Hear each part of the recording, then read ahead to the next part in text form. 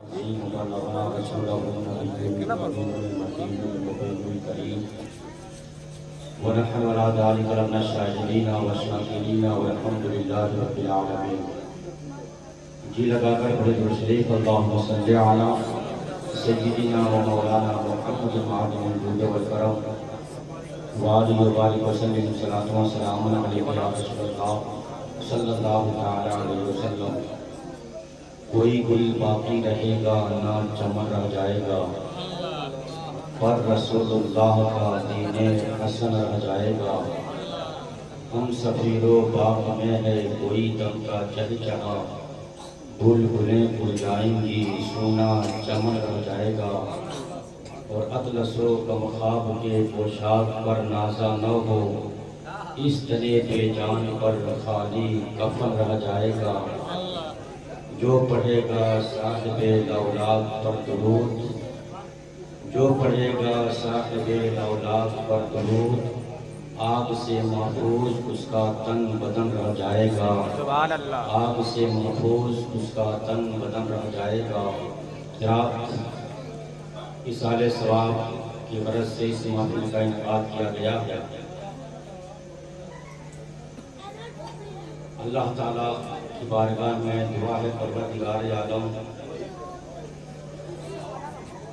جن کے اصال ثواب کی غرض سے اس محفل کا انعقاد کیا گیا، اللہ تعالیٰ ان کے تمام گناہ صغائر کبائر کا معاف فرما کر قبر میں کروٹ جنتی حرام سکون عطا فرمائے. مرحوم عبدالرزاق صاحب کے تمام جانے انجانے گناہوں پر اللہ معاف فرمائے اور ان کی قبر کو طاقت نگاہ کشادہ عطا فرمائے. ان کی قبر کو طاقت نگاہ کشادہ عطا فرمائے. بڑی بابرکت یہ محفل ہوا کرتی ہے.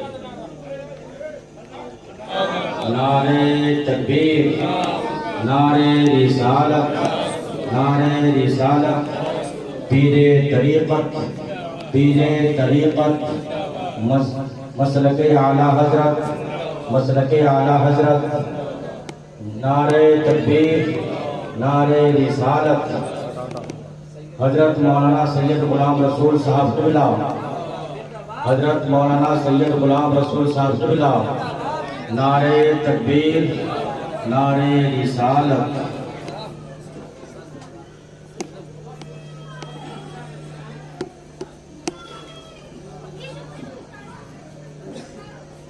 جناب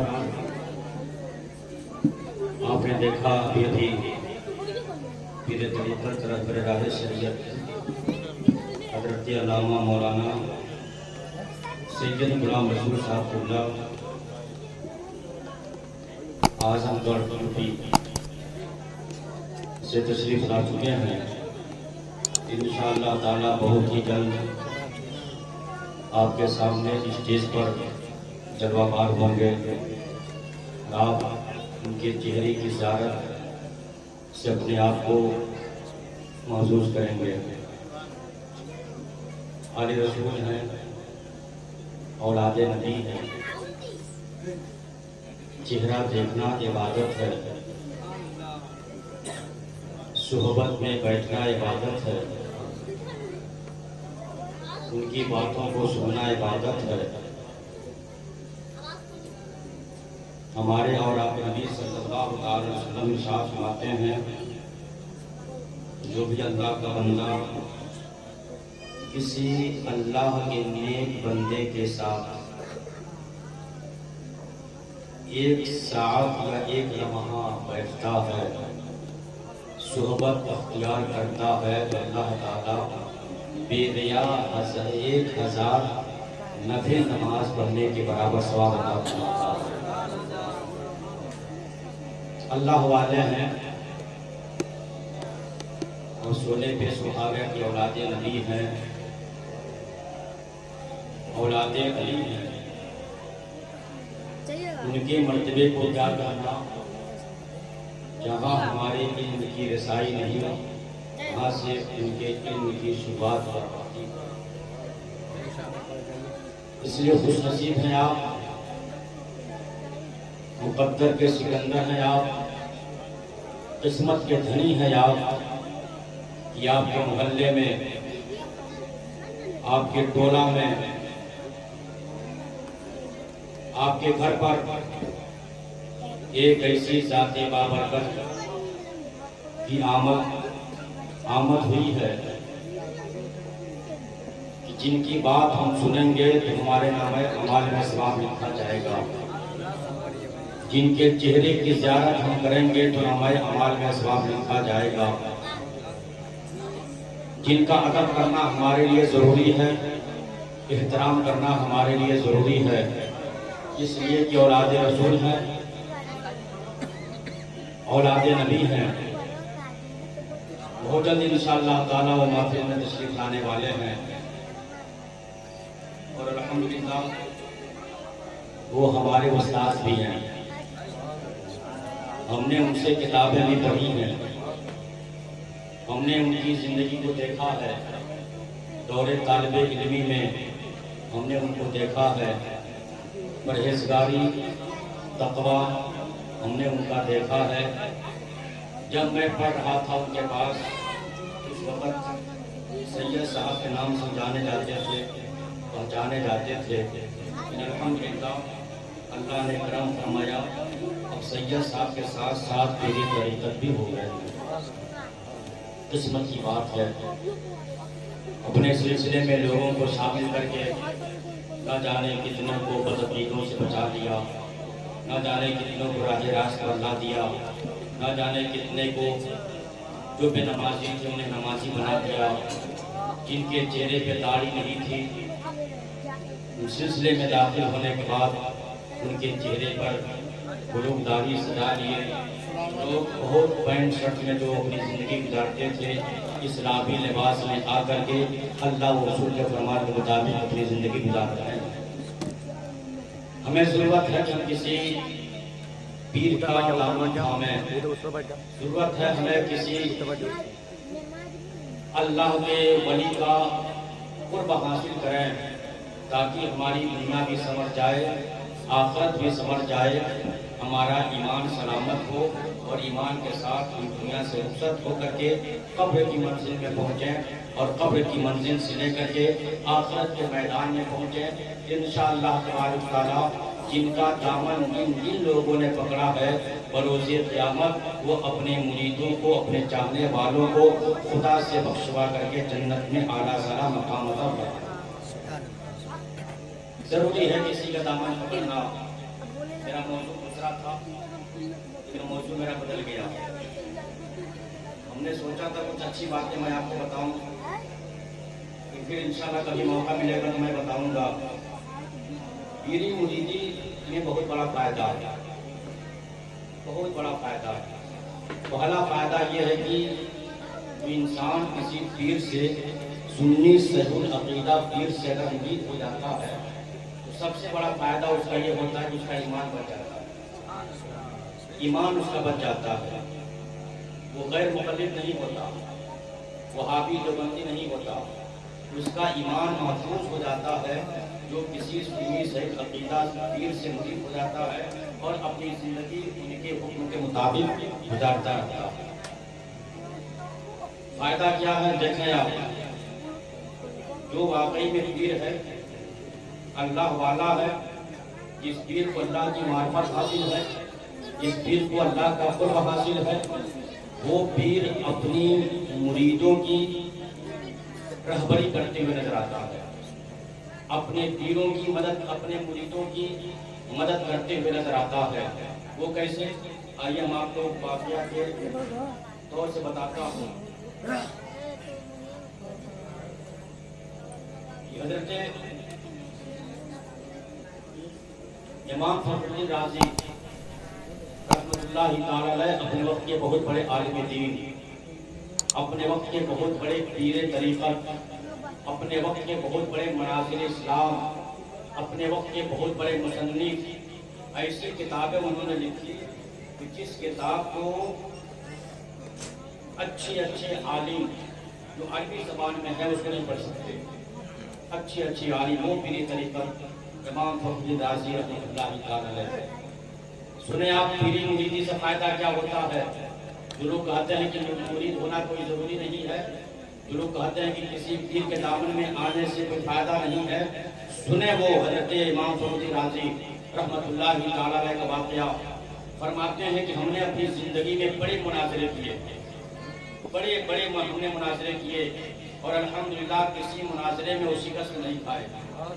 ہر مناظرہ کو جیتتے رہے، ہر مناظرہ کو فتح کرتے رہے، بڑے مناظرے کیے، بڑی کتابیں انہوں نے لکھی، توحید پر انہوں نے مناظرہ کیا، علم غیب مصطفیٰ پر انہوں نے مناظرہ کیا، یا رسول اللہ کہنے پر انہوں نے مناظرہ کیا، بڑے انہوں نے مناظرے کیے اپنی زندگی میں۔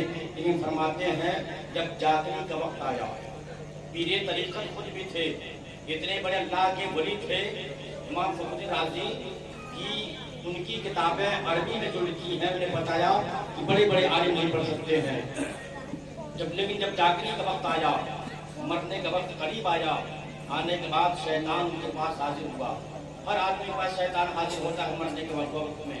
شیطان ان کے پاس حاضر ہوا، حاضر ہونے کے بعد کہا امام فخر رازی پوری زندگی تم نے مناظرہ کیے، پوری زندگی تم نے دین اسلام کی خدمت کی، پوری زندگی تم اسلام کو فروغ دیتے رہے، پوری زندگی لوگوں کے ایمان بچانے میں کامیابی حاصل کرتے رہے، اور ہر مناظرہ تم جیتتے رہے۔ آج میں تم سے مناظرہ کروں گا، تم میرے ساتھ مناظرہ کرنے کے لیے تیار ہو جاؤ۔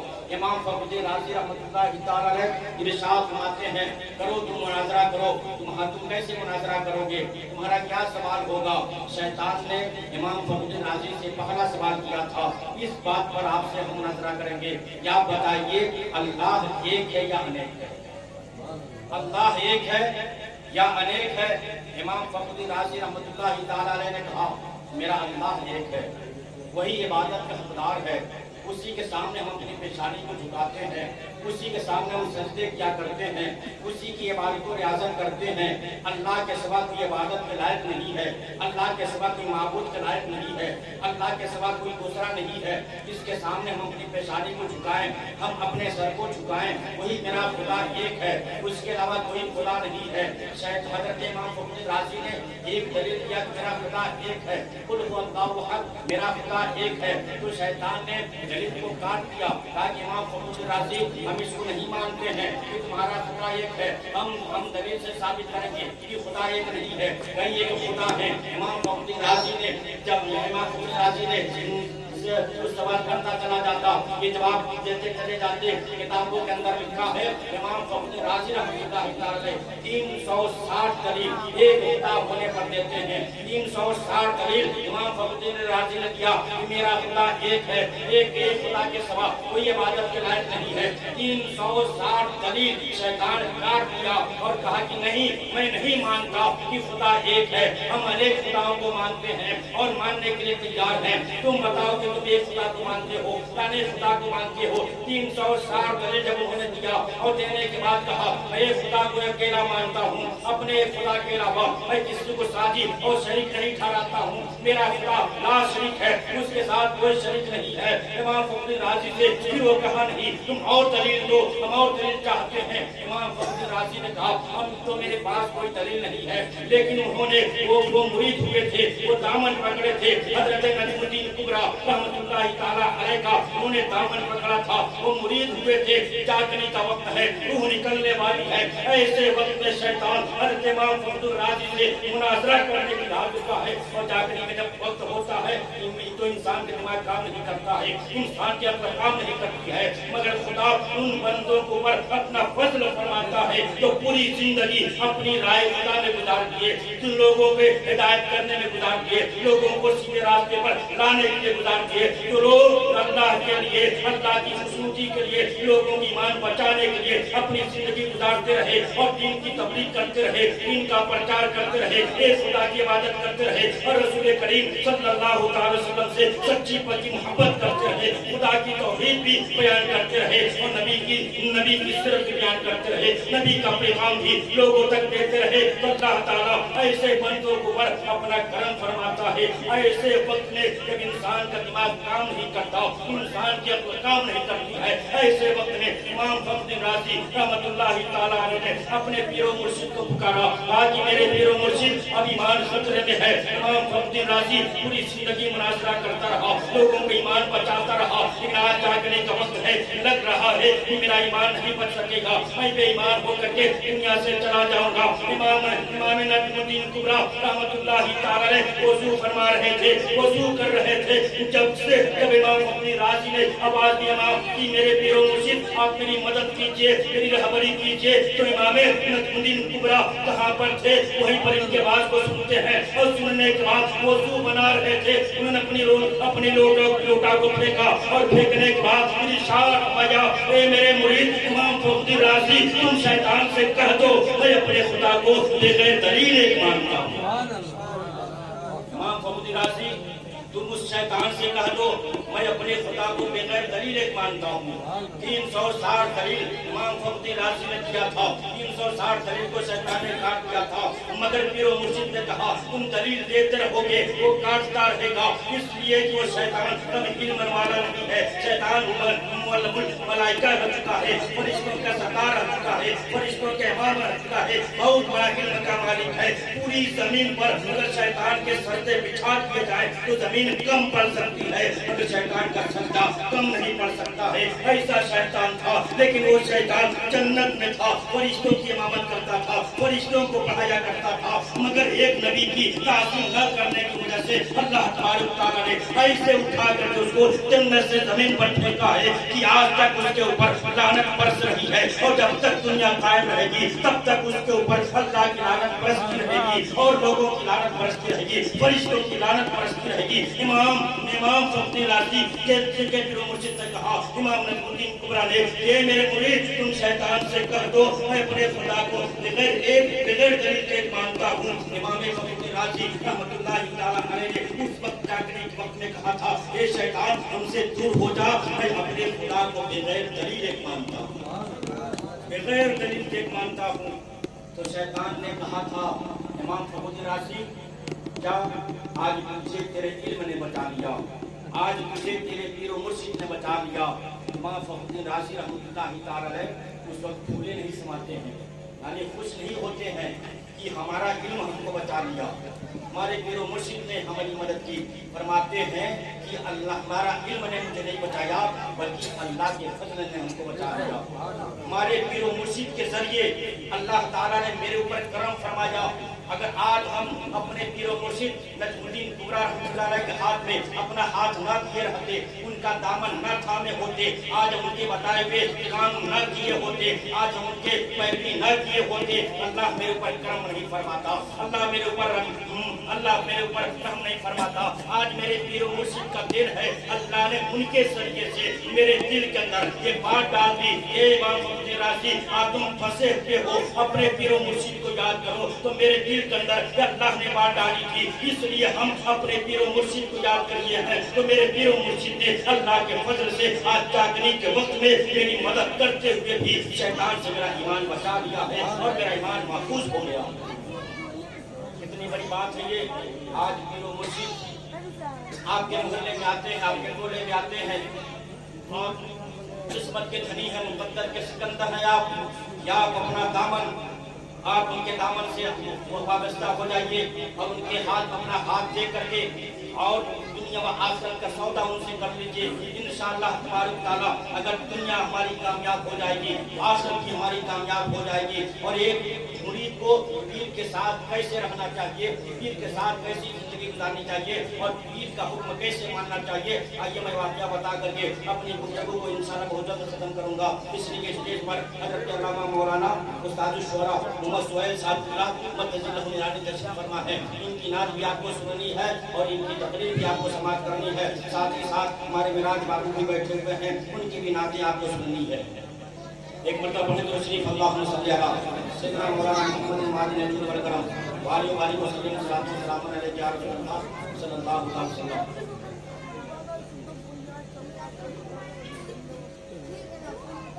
خسرو کا نام آپ نے سنا ہوگا، حضرت خسرو، حضرت نظام الدین اولیاء رحمۃ اللہ تعالی علیہ کا،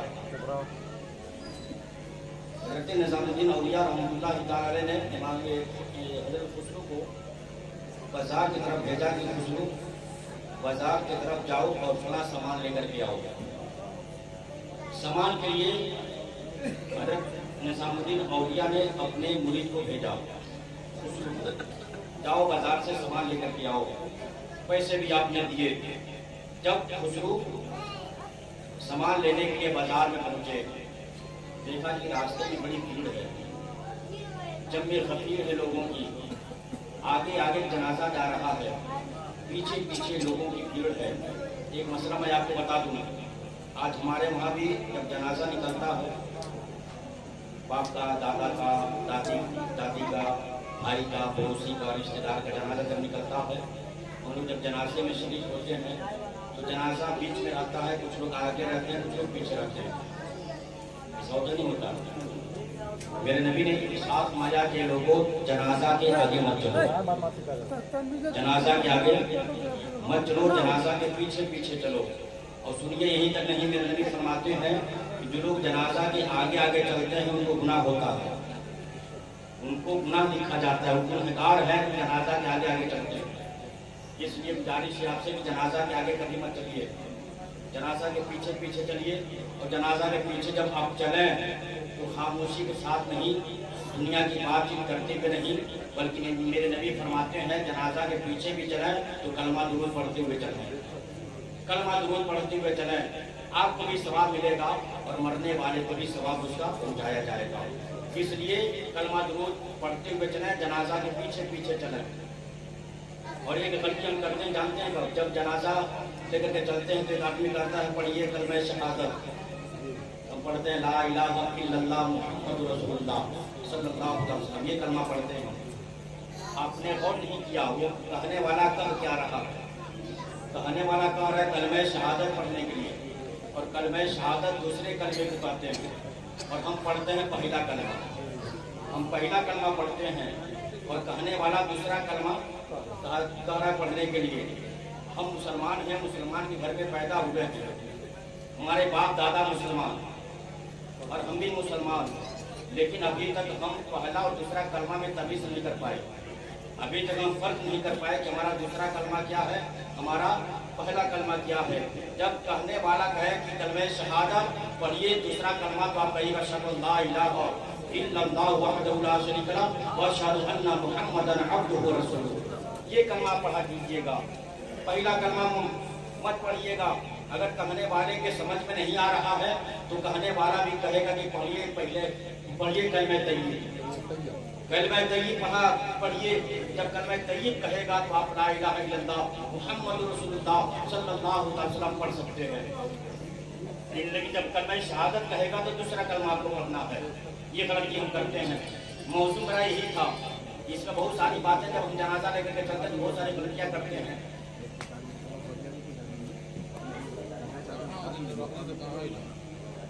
चलिए हजरत की तरफ से इजाजत है, सुन लीजिए।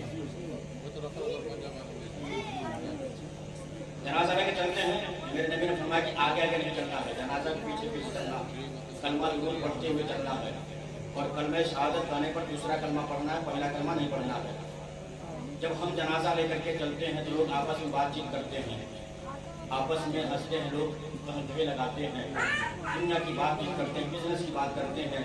मेरे नबी ने फरमाया कि जनाजा लेकर के चलते वक्त दुनिया की बात न की जाए, बिजनेस की, तिजारत की, माल की, दुकान की बात न की जाए, बल्कि कलमा दुरूद पढ़ते हुए आप चलें, ताकि आपको भी सवाब मिले, मरने वाले को भी सवाब मिले। जनाजा लेकर के हम चलते हैं, जनाजा घर में जनाजा को रख दिया जाता है।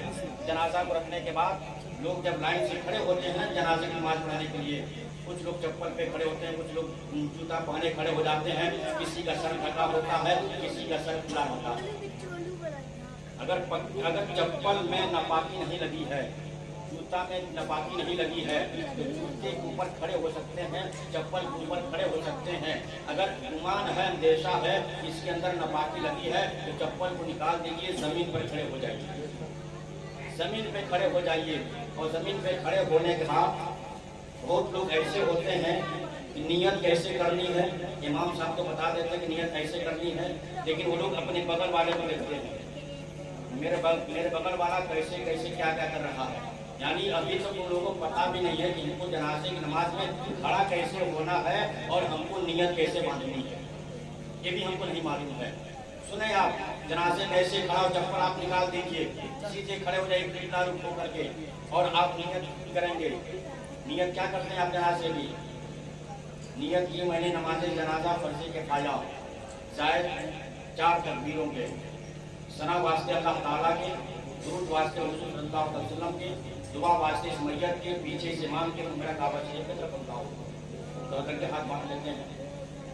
बहुत ऐसे लोग हैं जिनको सना याद है तो दुरूद इब्राहिमी याद नहीं है। अगर किसी को दुरूद इब्राहिमी याद है तो दुआ मैयत याद नहीं है। इसलिए अगर आप किसी की जनाजा पढ़ने जा रहे हैं तो ये 3 चीजें जरूर आप याद कर लें। सना याद कर लें, दुरूद इब्राहिमी याद कर लें, और दुआ मैयत याद कर लें। बड़े लोगों की, जो बड़े लोग हैं, मर्द हो चाहे औरत, उनकी एक ही दुआ होती है।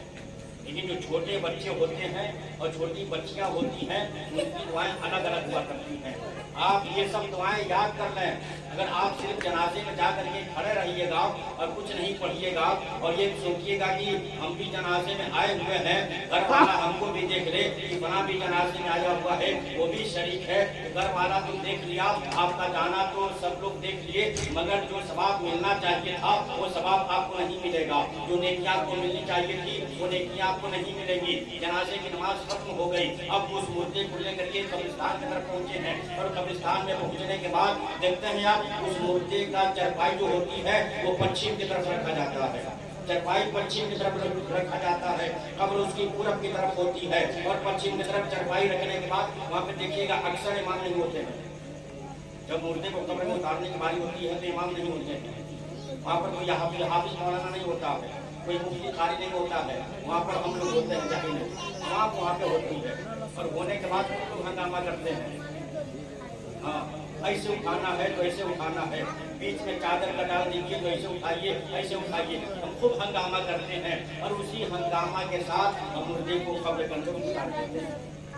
उसी हंगामे में शुरुआत में मुर्दे को कब्र के अंदर उतार देते हैं। मेरे नबी फरमाते हैं, मेरी उम्मत के लोगों, मुर्दे के भी सुन्नत के मुताबिक कब्र के अंदर उतारा करो। सुन्नत के मुताबिक मुर्दे को कब्र के अंदर उतारा करो। जब मुर्दे को कब्र के अंदर उतारा जाए तो शोर न किया जाए, बातचीत न किया जाए, उस वक्त भी कलमा दुरूद पढ़ा जाए, उस वक्त भी नबी पर सलाम पढ़ा जाए, उस वक्त भी नबी पर दुरूद पढ़ा जाए, उस वक्त भी कुरान की तिलावत की जाए, ताकि दफन करने के बाद अभी जो फातिहा होगा कुल होगा, उसका सवाब, और जो कुछ हम दुरूद सलाम पढ़े हैं उसका सवाब मरने वाले की को पहुँचा दिया जाएगा। दुनिया की बात ना हो, शुरू ना हो। और मेरे नबी फरमाते हैं कि जब मुर्दे को कब्र के अंदर उतारा जाए, उतारने का सुन्नत तरीका ये है कि पढ़िए बिस्मिल्लाह वाला मिल्लति रसूलुल्लाह सल्लल्लाहु अलैहि वसल्लम। ये दुआ पढ़ करके मुर्दे को कब्र के अंदर उतारिए। अगर ये दुआ पढ़ करके कब्र के अंदर आप उतारते हैं, और जैसे हमने तरीका बताया है नमाज जनाजा पढ़ने का, जनाजा के साथ चलने का, तो इंशाअल्लाह ताला परवरदिगार आलम आपके नामे अमाल में इतनी नेकियां अता फरमाएगा, इतना सवाब अता फरमाएगा कि आप सोच भी नहीं सकते हैं, आप गुमान भी नहीं कर सकते हैं कि परवरदिगार आलम तुम्हारे नामे अमाल में कितनी नेकियां अता फरमाता है, कितना सवाब अता फरमाता है। गुजारिश है आपसे, जब आप अपने मुर्दे को कब्र के अंदर दफन करें, ये दुआ पढ़ करके दफन करें, सुन्नत के मुताबिक दफन किया करें, ताकि मुर्दे को भी राहत कब्र के अंदर मिल जाए, और उसका सवाब भी आपको भी मिल जाए, और मरने वाले मुर्दे को भी इसका सवाब कब्र के अंदर पहुंचा दिया जाए। इस तरीके से आप मुर्दे को कब्र के अंदर दफन करें, और मुर्दे दफन करने के बाद तख्ता बिछाया जाता है, लोग इस पर भी डायरेक्ट देते हैं, क्या बोलते हैं, डायरेक्शन देते हैं, मोटा वाला यहाँ लगाओ, पक्का वाला यहाँ लगाओ। अरे जो लगा रहे हैं उसको तो पता है कि कौन कैसे लगाना। लेकिन इसलिए कहते हैं कि लोग जाने कि हाँ फला शख्स यहाँ पर मौजूद हैं, वो लोग आए हुए हैं जनाजे में, ये भी शरीक हैं। ऐसा मत कीजिए, आप कहीं किनारे खड़े हो जाइए और कलमा भी पढ़ते रहिए, दुरूद भी पढ़ते रहिए, शोर मत कीजिए, हंगामा मत कीजिए, कलमा दुरूद पढ़ते रहिए। और तख्ता बिछा देने के बाद ऊपर से चटाई बिछा दीजिए, फिर उसके ऊपर आप क्या बोलते हैं, बैर का कांटा वगैरह डाल दीजिए। फिर उसको बुलाया जाता है जिसके घर का आदमी इंतकाल किया रहता है। खास जो आदमी होता है, बाप का इंतकाल हुआ तो बड़ा बेटा आता है, बेटा का इंतकाल हुआ तो बाप आता है, ये ना होता है। अगर दादा का इंतकाल हुआ बेटा नहीं तो उसका पोता आता है, ये न लोग आते हैं, खास लोग आते हैं। और आने के बाद अब सुने, अब उस वक्त इमाम को बुलाया जाता है कि इमाम साहब हैं कहाँ। उस वक्त हम इमाम साहब को तलाश करते हैं, हमारे इमाम साहब कहाँ गए, मौलाना साहब कहाँ गए। कहा कि भाई तो इनको दुआ नहीं याद है मिट्टी देने की, इसलिए इमाम साहब पढ़ाएंगे तो मिट्टी देंगे। मिट्टी देने की दुआ इनको नहीं याद है, इसलिए इमाम साहब आएंगे तो दुआ पढ़ाएंगे ताकि मिट्टी देंगे। गुजारिश है आपसे, हमारे नौजवानों से, कि आज के दौर में हर नौजवान को कम से कम दो तीन गाने तो जरूर याद होंगे, उससे ज्यादा मतलब कम से कम 2-3 गाना तो जरूर याद होगा।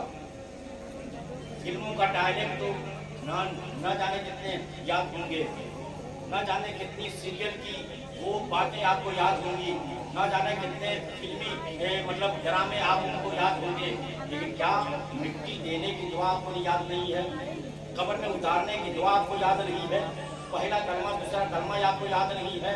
ताज्जुब है आपकी जिंदगी पर, हम मुसलमान के घर में पैदा होने के बावजूद भी हम अपनी मुसलमान होकर के जिंदगी गुजारते हैं, मगर कलमा हमको पढ़ने नहीं आता, मैयत को खबर में उतारने की दुआ हमको नहीं याद आती, मिट्टी देने की दुआ हमको याद नहीं आती है। ऐसी जिंदगी गुजारने से क्या फायदा है?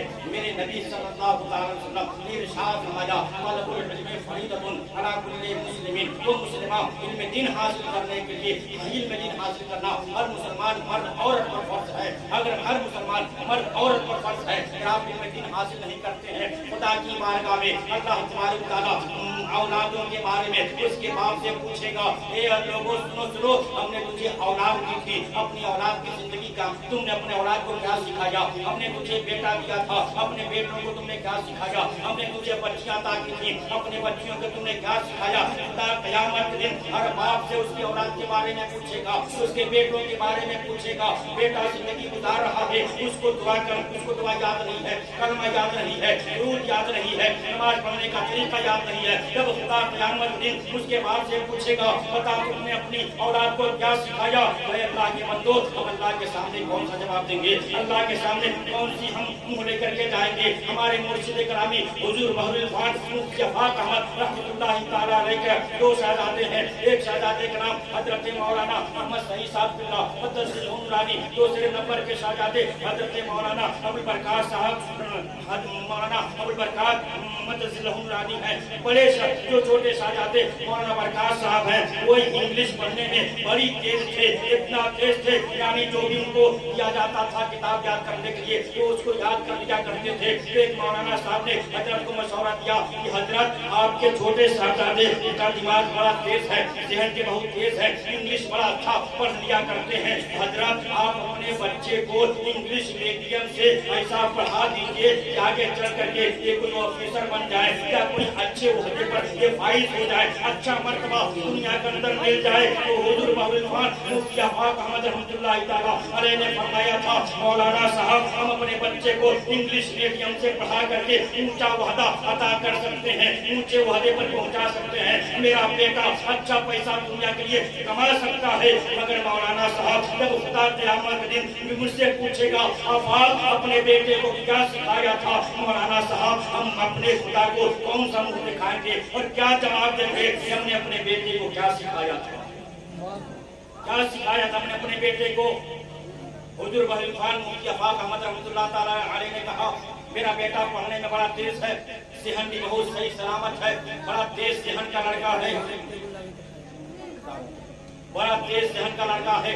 मगर सुने मौलाना साहब, मेरा बच्चा पढ़ करके दुनिया का बड़ा सा बड़ा वहदा हासिल कर सकता है, बड़ी सी बड़ी रकम कमा सकता है, बड़ा ज्यादा से ज्यादा पैसा हासिल कर सकता है, मगर हमारे बेटे का वो बड़ा वहदा दुनिया के अंदर ही रह जाएगा, वो पैसा दुनिया के अंदर ही रह जाएगा, वो दौलत दुनिया के अंदर ही रह जाएगी। अगर हम अपने बेटे को आलिम दीन बना देते हैं, अपने बेटे को हाफिज़ कुरान बना देते हैं और हमारे बेटे के इल्म से एक आदमी भी सुधर जाएगा, एक आदमी भी नमाजी हो जाएगा, एक आदमी का भी ईमान सलामत रहेगा। क़यामत के दिन परवरदिगार आलम पूछेगा, आप अपने बच्चे को क्या सिखा कर आया है? मैं अर्ज करूंगा, परवरदिगार आलम हमने अपने बच्चे को आलिम दीन बनाया है, एक नहीं सैकड़ों लोगों की ईमान की हिफाजत करवा करके अहले सुन्नत वल जमात पे कायम रखा है और उनका ईमान बचाते हुए उन्हें नमाजी भी बनाया है और उनको दीन के रास्ते पर